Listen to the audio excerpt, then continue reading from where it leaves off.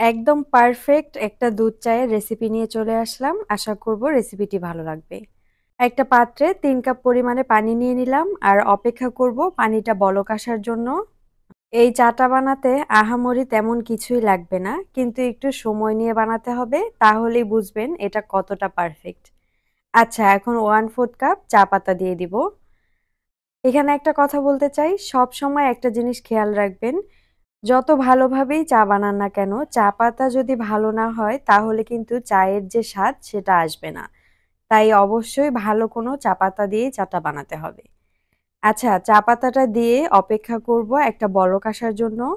একটা বলক চলে আসলে চুলার আঁচটাকে মিডিয়াম টু লো এ রাখবো।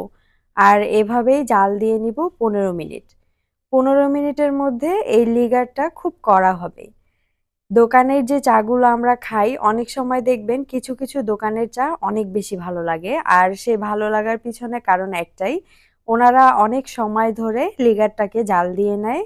আর এর ফলে চাটা খেতে অনেক বেশি ভালো লাগে। বলক চলে এসেছে, আমি চুলার জালটাকে কমিয়ে দিচ্ছি। আর একটা চামচের সাহায্যে একটু নেড়ে দিব যাতে চা পাতাগুলো উপর দিকে ভেসে না থাকে, নিচের দিকে যায় আর খুব ভালো মতো জাল হতে থাকে।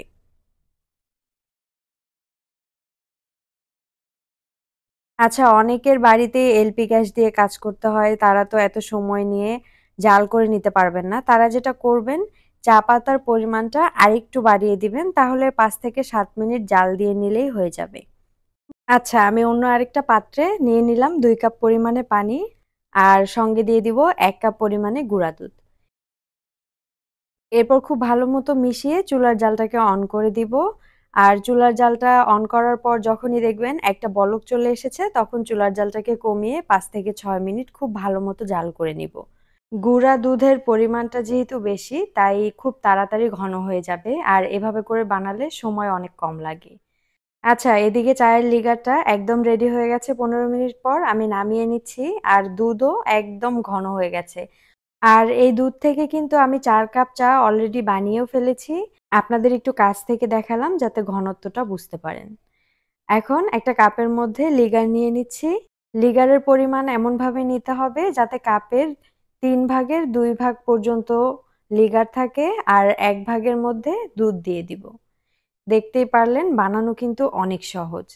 আর স্বাদমতো চিনি দিয়ে নিলেই হয়ে যাবে। আপনারা চাইলে চিনিটা দুধের সঙ্গেও দিতে পারবেন, আবার লিগারের সঙ্গেও দিতে পারবেন, আবার এভাবেও করে দিতে পারবেন, কোনো সমস্যা নেই। আর হয়ে গেল গরম, গরম সন্ধ্যার চা। এরকম একটা চা খেলে একদম ফ্রেশ হয়ে যাবেন।